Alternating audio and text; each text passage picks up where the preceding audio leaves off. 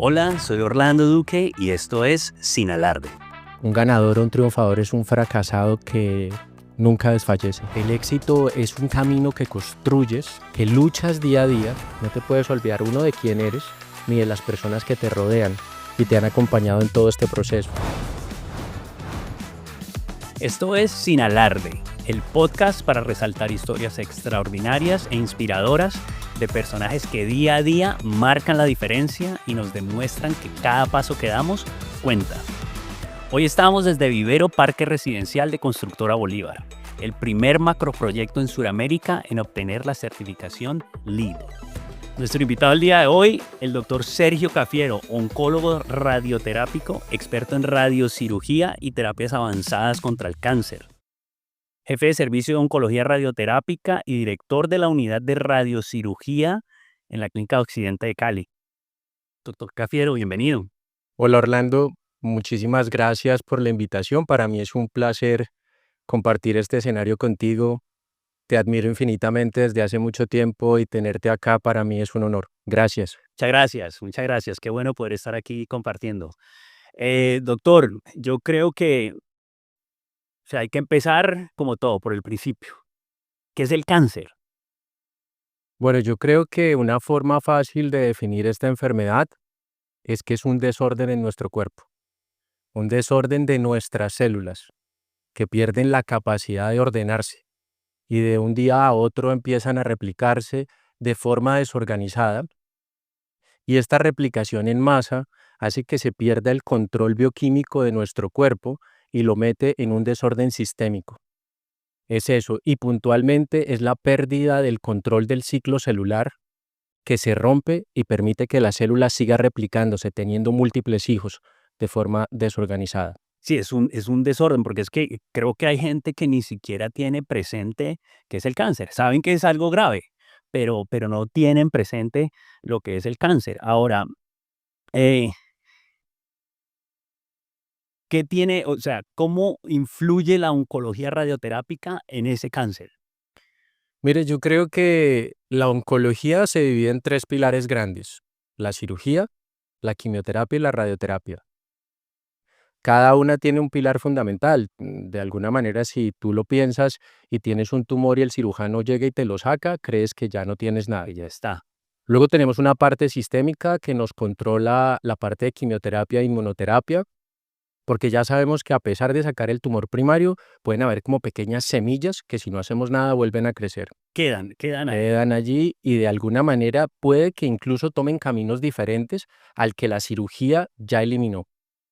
Y luego la parte de oncología radioterápica para mí es poner la tecnología de la mano del hombre para llegar a la curación de esta enfermedad. ¿Qué quiere decir esto?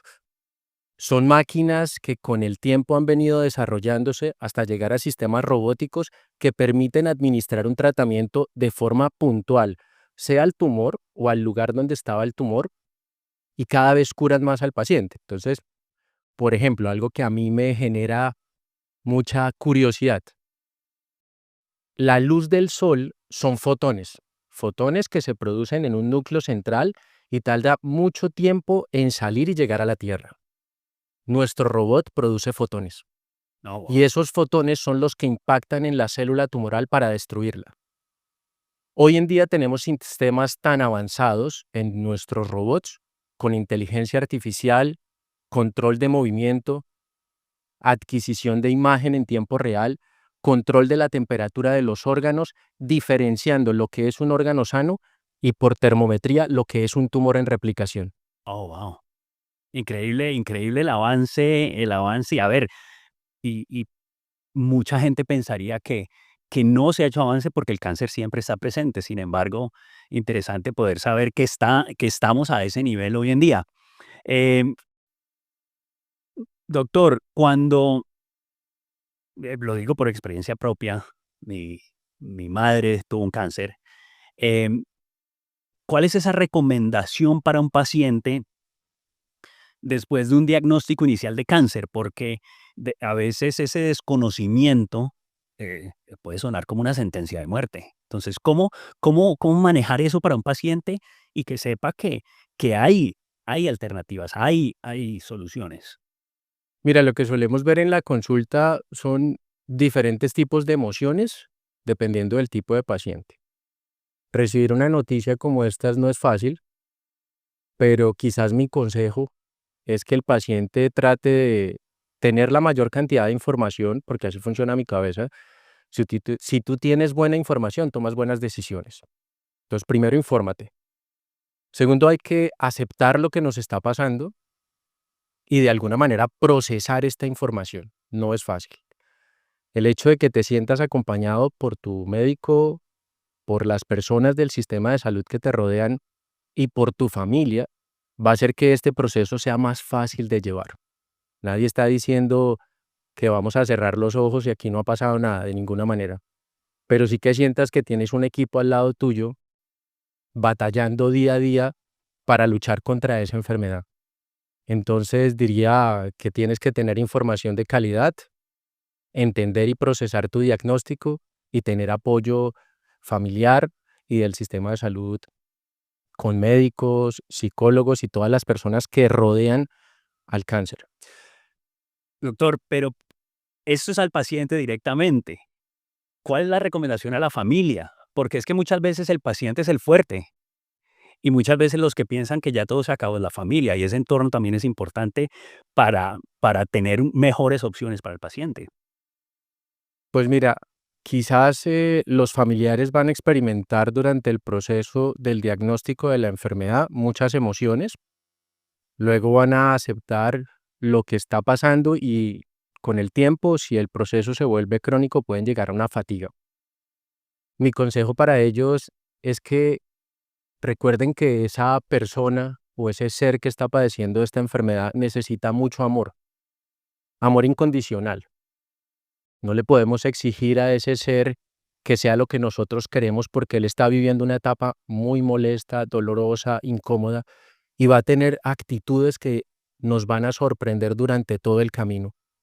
No pueden dejar el amor por esa persona y el entendimiento.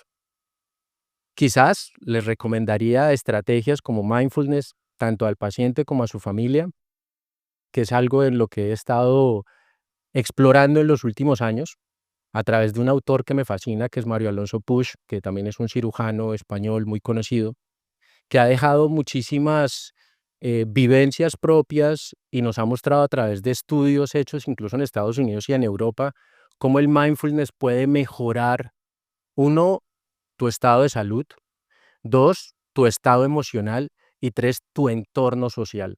Entonces, para mí el mindfulness puede ser una estrategia valiosa para el paciente sin dejar de lado los tratamientos, ¿verdad? Esto no reemplaza los tratamientos.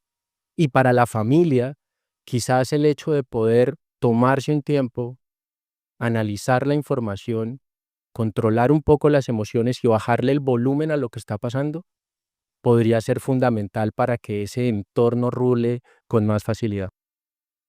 Es importante, sí, es importante tener esa armonía. Doctor, ¿hay algo que podamos hacer para prevenir el cáncer? Bueno, hoy está de moda en las redes sociales muchísima información, ¿no? Tenemos desde Buena y mala, ¿no? desde luego, hemos incluso entrado en un proceso recientemente intentando darle a los pacientes de la consulta una información un poquito más dirigida a ellos, gracias a esa pregunta que haces, porque creo que hay que diferenciar toda la información que encontramos en las redes. Desde luego, hoy en día nos hablan de alimentación, nos hablan de deporte, nos dejan frases que nos hacen sentir mejor y que vamos a poder con todo, pero ¿qué de toda esa información que encontramos es real? Es la pregunta que nos hemos hecho en los últimos años y desde el punto de vista de nosotros, de oncología radioterápica y como persona, Sergio Cafiero está intentando buscar respuestas. Entonces, hemos encontrado que sí, que los alimentos, ¿verdad? Ya hay estudios probados en universidades importantes, tanto en Canadá, Estados Unidos como en Europa, que hay ciertos alimentos que pueden disminuir tu riesgo de cáncer, pero no curar el cáncer. ¿Qué quiere decir esto? Ah, Que podemos educarnos, educar a nuestros hijos, alimentarnos de una forma inteligente. ¿Y en dónde se consiguen esos alimentos inteligentes? En la plaza de mercado. No hay que ir más allá de una plaza de mercado donde hayan productos frescos. Desde luego la parte orgánica está cobrando mucha importancia Pero tener una alimentación saludable de forma rápida a base de buenas frutas, verduras, carnes frescas, ¿verdad? En especial lo que serían pescados como el salmón, que te pueden ayudar mucho. El pollo magro podría estar muy bien. Son alimentos que necesita nuestro cuerpo y nos están defendiendo continuamente, fortaleciendo el sistema inmunológico de este desorden que puede llegar a formarse en alguna parte de nuestro cuerpo. Entonces, la alimentación fundamental. Pero pues si hablamos de alimentación nos podríamos demorar un montón, pero sí, aliméntate inteligente. Y un consejo que dejaría yo aquí, con tu permiso, con respecto a la alimentación, es que no todos los productos que encontramos en las redes sociales realmente sirven para prevenir la enfermedad. Aliméntate bien. Segundo, el ejercicio. Bueno, tú eres prueba fehaciente de que el ejercicio hecho de forma regular, eh, sin descanso, entre ejercicio que fortalezca tu parte cardiovascular, tu parte muscular y todo lo que tiene que ver con tu aparato cardiocirculatorio, mejora la oxigenación del cuerpo y ya está estudiado que previene la aparición de tumores. Incluso nos ha impresionado un estudio recientemente publicado en una revista de mucho impacto médico, en donde el ejercicio hecho de forma regular, con unas pautas específicas, puede reducir hasta en un 50% la aparición de un tumor específico. Oh, Esto es mucho. Entonces el ejercicio lo tienes que hacer parte de tu vida. Y otro eje fundamental es la parte emocional. Tienes que generar círculos emocionales a tu alrededor de gente que te aporte. Aquí otra autora que me encanta, Marian Rojas Estapé, la conocí alguna vez en la vida, y Marian Rojas habla de las personas vitamina, estas personas que te llenan eh. de cosas positivas y te hacen cada vez ser mejor. Entonces tienes que proteger tu entorno y hacer que este entorno te enriquezca, porque estos mensajes positivos hacen que tu cuerpo funcione mejor. Y hoy en día es mucho mejor uno estar en la prevención que tener que ir a buscar luego una solución médica. Ahora, miremos el otro lado. ¿Cuáles son esos comportamientos que incrementan el riesgo de cáncer? Bueno, desde el punto de vista de alimentación, yo creo que la gente ya tiene claro que comer embutidos, ultraprocesados, alimentos ricos en azúcares, nadie está diciendo azúcar, todos estos alimentos ricos en carbohidratos que encontramos prácticamente en los lugares de fácil acceso o comidas rápidas, ya sabemos que tienen un incremento en nuestra dieta. Otra de las cosas que la gente no habla, y me parece importante, ya que de pronto nos puede escuchar mucha gente, es algo que tenemos los colombianos y es dejar el calentado para mañana. Los alimentos que nosotros preparamos en tiempo real y los dejamos para varios días, ya han habido estudios en algunas universidades que se dedican solamente a la parte de alimentación, en donde a pesar de la buena cadena de frío, puede llegar a haber una pequeña alteración de la composición de ese alimento y eso podría llevarnos a un incremento de un riesgo, por ejemplo, cáncer gástrico. En Colombia tenemos mucho cáncer gástrico. Y nuestras abuelas y nuestras mamás dejaban el calentado listo para No mañana siempre, y sí. le hemos dado al calentado. No estoy diciendo que el calentado sea directamente el causal del cáncer gástrico, pero tenemos claro que para prevenir este tipo de enfermedad hay que comer comida fresca. Fresca. Y en nuestros niños, el exceso de dulces, el exceso de ultraprocesados o comida que tiene nitritos, nitratos eh, y algunos otros componentes, parece ser que con el tiempo va afectando su salud, va afectando su ADN y si tienen alguna herencia en unos años, su edad adulta joven, como estamos viendo ahora, pueden desarrollar más cáncer. Interesante. A los que nos están escuchando, no olviden seguirnos en nuestras redes sociales, @sinalardepodcast, darle like a este video y compartirlo con sus amigos. La conversación está muy interesante. ¿Qué tanto tiene que ver la genética? Bueno, esa es una pregunta interesante. Cuando hablamos de genética, pues prácticamente desde que se ha mapeado el genoma humano, cada vez sale más información de nuestros genes eh, en todos los aspectos de nuestra humanidad, inteligencia, habilidad deportiva, capacidad de análisis de información y enfermedades. Sabemos que para que se produzca un tumor tenemos que tener una alteración del ADN. y esa alteración del ADN muchas veces viene facilitada por un gen hereditario que tenemos guardado. Pero también sabemos que hay personas que de forma espontánea, sin tener ningún antecedente, encienden estos genes y producen la enfermedad. La genética es fundamental para el desarrollo del cáncer, pero no es exclusiva para el desarrollo del cáncer. Necesitamos, para desarrollar una enfermedad de estas, una alteración genética que se perpetúe con unos estilos de vida que favorezcan que esta actividad celular o desorden celular siga perpetuándose. Eh, En uno de los pasos maravillosos que he tenido en mi vida estuve con uno de los que mapeó el genoma humano, que es un premio Nobel de Medicina, un doctor maravilloso y uno de mis mentores. Y él decía que quizás la forma en la que pensamos las enfermedades hoy va a cambiar en el futuro por el desarrollo de toda esta exploración genética que tenemos. Y soy un convencido de ello, soy un convencido de que si llegamos a desarrollar de forma ética la información con respecto a la exploración de nuestros genes, vamos a prevenir desde el punto de vista genético la aparición de estas enfermedades. O sea que es muy importante la genética y allí, en un futuro, espero no muy lejano, pueden haber muchas soluciones a lo que hoy tenemos. Em, Doctor, ¿cuál es ese tipo de cáncer que más afecta a los pacientes? Por ejemplo, yo me hago mis exámenes médicos anuales, examen de la próstata en sangre, tacto rectal. Mi esposa está muy pendiente del cáncer de mama, de hacerse el autoexamen. Es como lo más conocido. ¿Cuáles son esos que de pronto están identificados y que podemos de pronto hacer esa parte preventiva?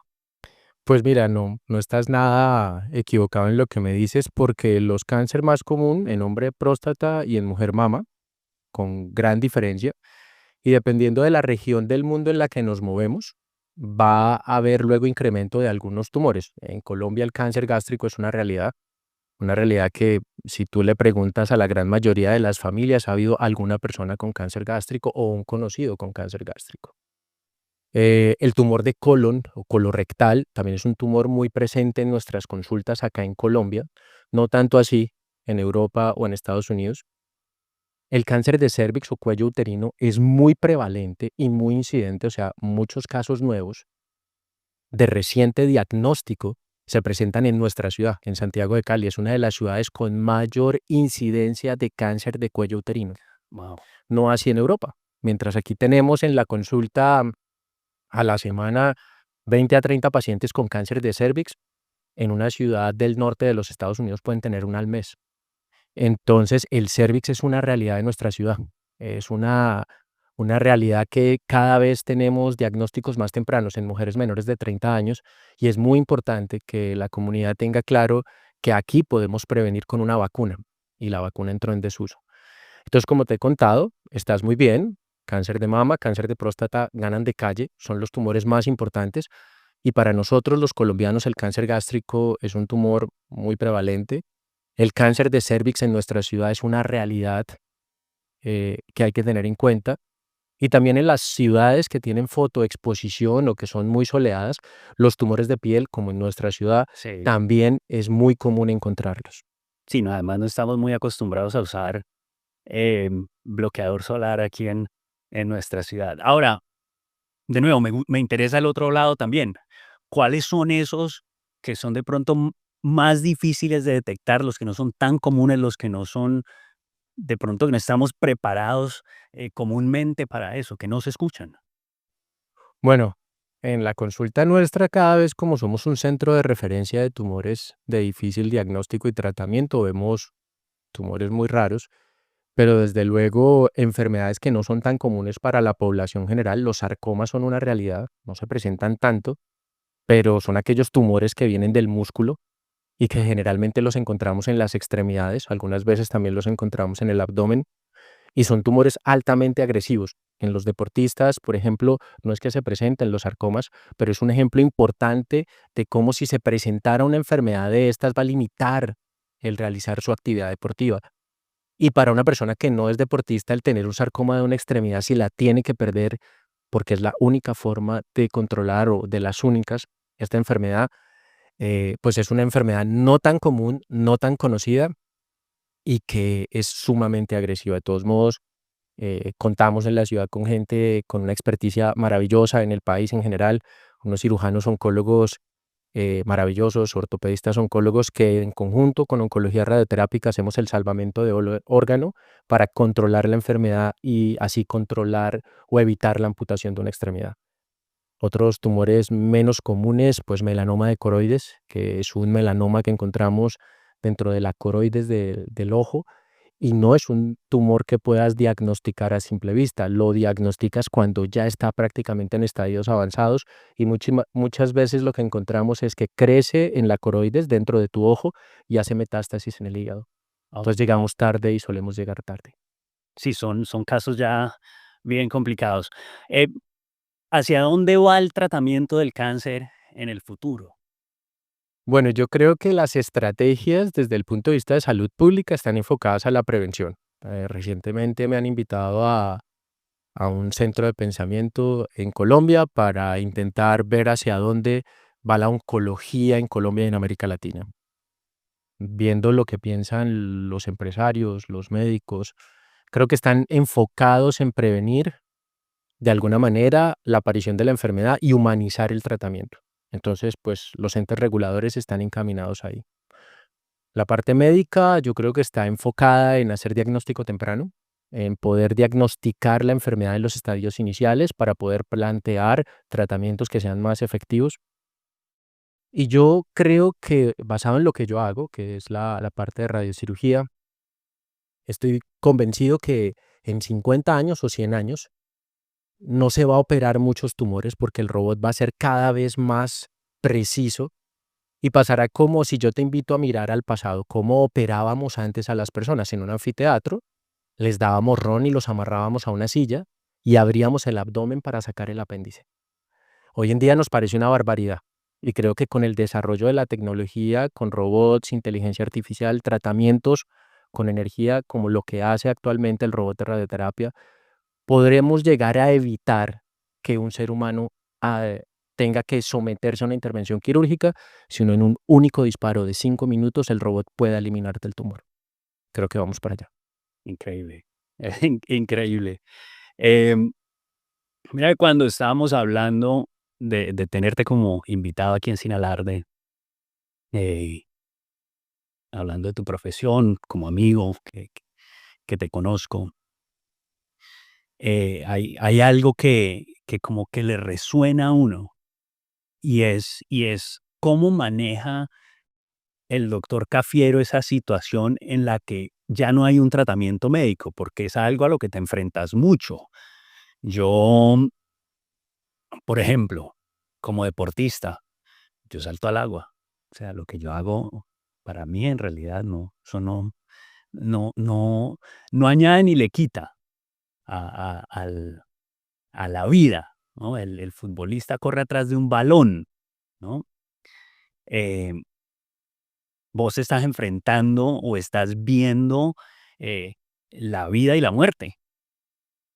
¿Cómo enfrenta uno esa parte del tratamiento donde no hay una solución? Bueno, primero que todo aprecio mucho que me llames amigo, me siento muy feliz de estar acá y tengo que volver a decírtelo, te admiro mucho.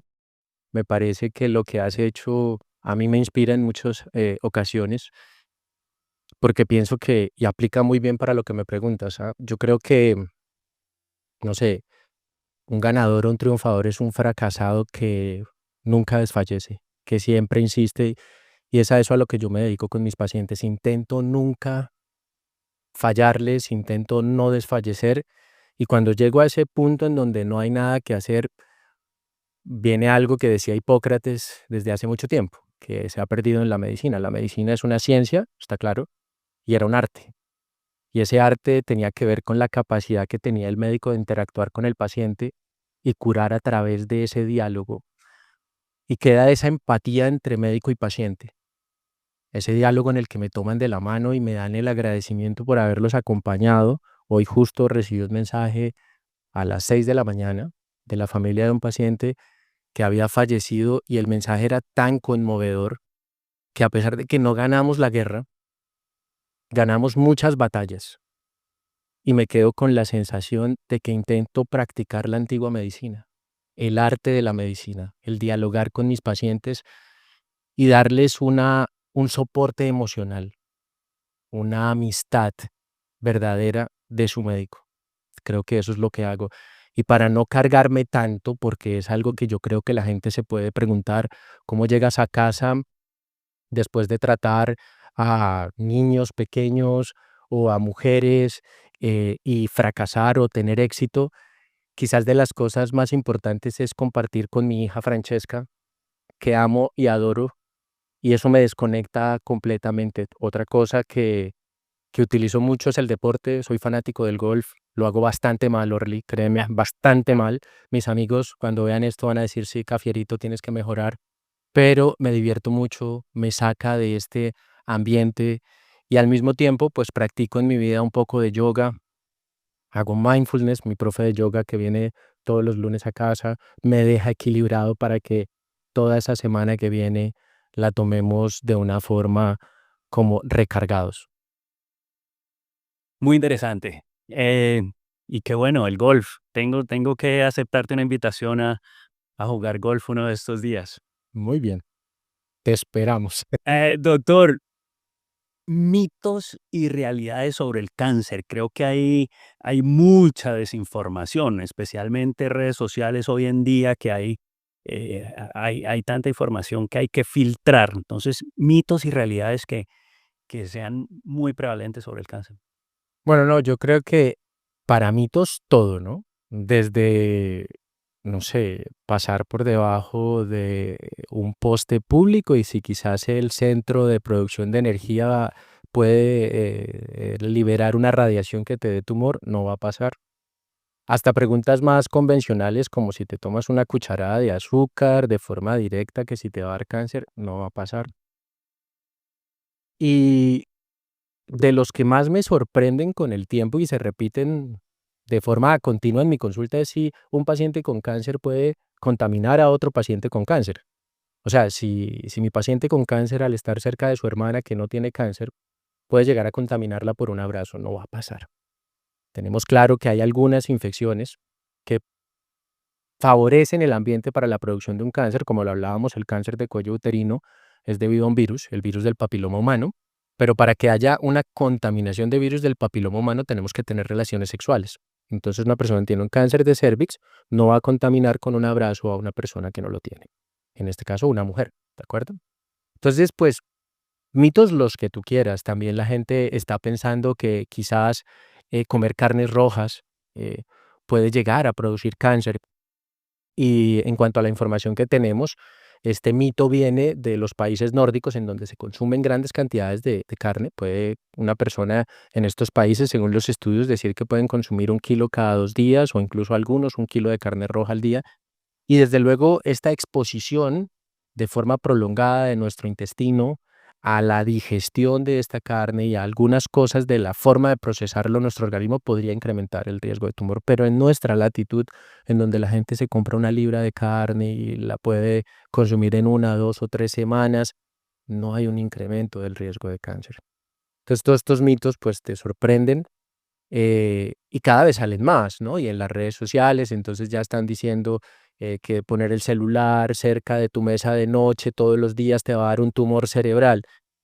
Esto es una especulación que llevamos pensando hace mucho tiempo. Hay estudios más retrospectivos que nos dicen que puede, pero no puede. Pero créanme una cosa, los entes reguladores y las sociedades médicas, eh, si realmente todas estas boom de información que hay en las redes sociales fuese cierto, sacaríamos alertas como esto está dando cáncer.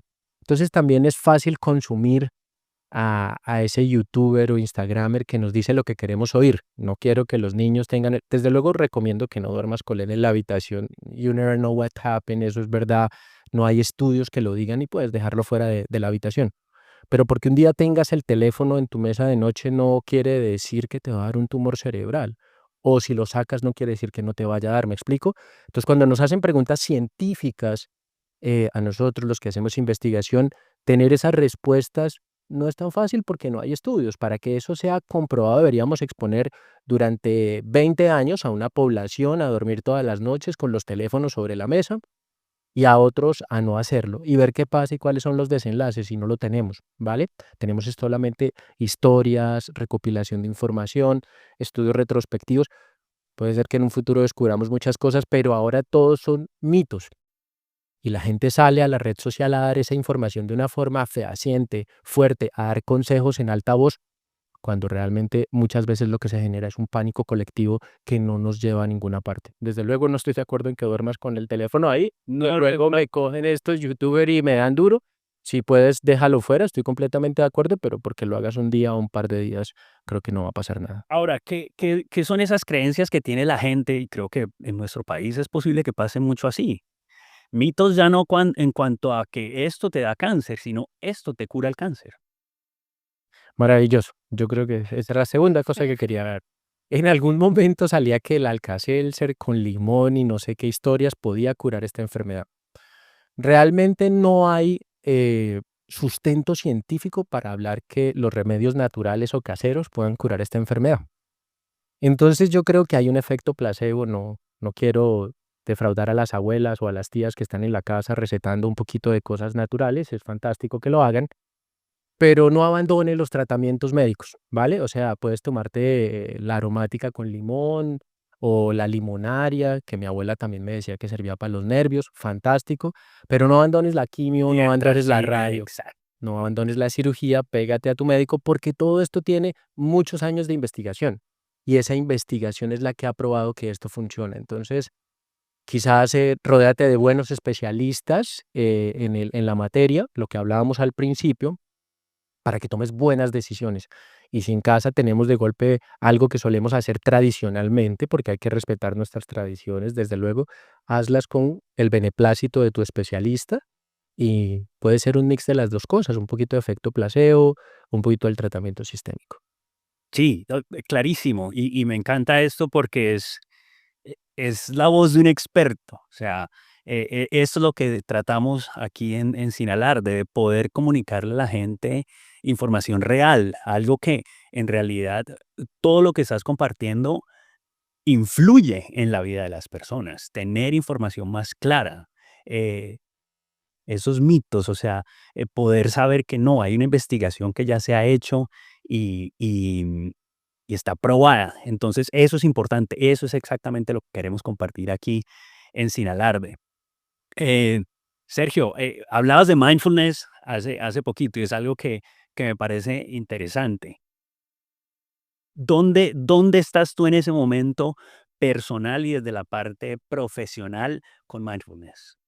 Pues mira, para mí el mindfulness ha sido de alguna manera, digamos que un descubrimiento muy positivo en todo el proceso personal y de cara a la consulta con mis pacientes. Eh, de alguna manera siempre me ha llamado la atención todo este tipo de tratamientos que rodean al ser humano, que no necesariamente han cumplido el método científico. Y mindfulness no es un tratamiento método científico. ¿Qué es método científico? Tengo una pregunta, hago un experimento, pruebo un resultado. Pero sí que me encanta todo lo que se mueve alrededor del mindfulness, es milenario, ancestral, como los monjes y como su creador eh, transmite paz. Y dije, ve, esta paz puede tener algo que ver en mi vida personal. ¿Puedo yo aplicar estos conceptos para bajarle un poco el volumen a las emociones, a los sentimientos y a todo lo que nos rodea? Y empecé haciendo yoga, luego de yoga me metí un poco en mindfulness, empecé a leer este autor que te decía, Mario Alonso Puig, que se lo recomiendo, me parece fantástico. Y luego empecé a aplicarlo en mi vida y tuve cambios muy positivos, cambios desde ser un poco más feliz, aunque soy un hombre muy feliz, tengo que darle gracias a la vida, no puedo decir lo contrario, y luego podérselo transmitir a mis pacientes. Y los que lo han experimentado, porque es gratis, o sea, aprender a respirar, tomar una respiración prolongada y contar hasta 5 cerrando tus ojos, sostenerla y contar 3 segundos y luego liberar de forma paulatina y prolongada esa expiración, tratando de no pensar en nada y dejando en mute o en silencio tu cabeza, muchas veces nos hace sentir mejor y tomar mejores decisiones. Obviamente esto tiene expertos o gurús del mindfulness. Yo no soy, ni mucho menos, soy simplemente una persona que le gusta, que lee mucho de mindfulness y que en la consulta los pacientes lo hablan conmigo y me dicen, doctor, he visto que has puesto esto, cuéntame.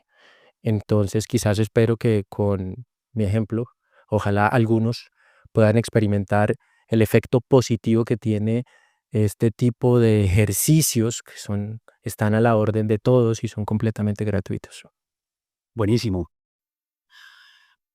Doctor, a ver, yo no hablo de fama, ¿no? No, ser famoso a veces puede ser bueno, pero también puede ser malo, ¿no? Hay fama buena, fama mala también. Pero, ¿qué es el éxito? O sea, desde que te conocí, yo te veo y te reconozco como una persona exitosa, pero ¿tú cómo ves el éxito dentro de lo que tú haces? Y muchas gracias por ese elogio, lo tomo muy bien.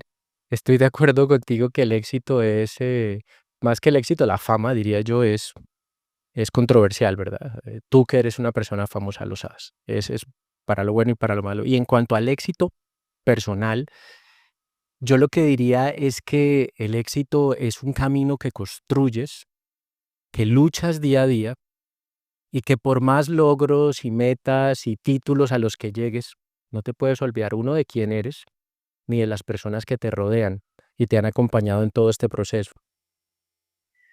Y que quizás lo que a mí más me gusta de mi historia, sin ser un triunfador como muchos, tan valioso, pero de pronto en nuestro nicho, digamos que quiero dejar una huella, uno a mis pacientes y dos a las personas que me rodean como un ejemplo para la sociedad, un ejemplo de cara al sistema sanitario y un ejemplo para mi hija. Creo que la mejor forma de transmitir lo que hacemos es con nuestro ejemplo y luego la gente que nos rodea, estando en casa solo con vernos, con ver cómo trabajamos, cómo somos de persistentes, cómo no nos damos por vencido, lo aplican en su vida y de alguna manera sin pensarlo estamos dando luz.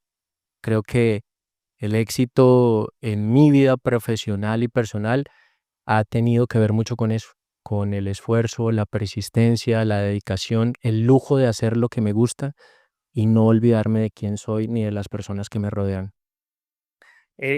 Eso es exactamente lo que Sin Alarde es. Eh, Alguien que en serio ha hecho su trabajo, ha logrado el éxito y va por un muy buen camino para seguir siendo muy exitoso. Nuestro invitado el día de hoy, el doctor Sergio Cafiero, pueden encontrar mucha más información, tiene unos videos muy interesantes en su cuenta de Instagram, @dr.sergiocafiero, ahí lo pueden encontrar, en LinkedIn está como Sergio Cafiero B. Vayan y vean sus videos, toda esta información buenísima, material que de verdad les contribuye a tener una mejor vida. Muchas gracias, Sergio. Gracias a ti, Orlando, gracias por este escenario tan maravilloso. Me parece que la iniciativa es chapo de aplaudir, de verdad que sí, y es un placer y muchas gracias por tu invitación. Muchas gracias, doctor. Y muchas gracias a Constructora Bolívar por ser parte de este episodio. Si te gustó este episodio, no olvides calificarlo con 5 estrellas. Y si conoces una historia de éxito o una pasión extraordinaria que debería estar aquí, escríbenos en @sinalardepodcast. Nos encanta descubrir grandes talentos que inspiran sin alarde.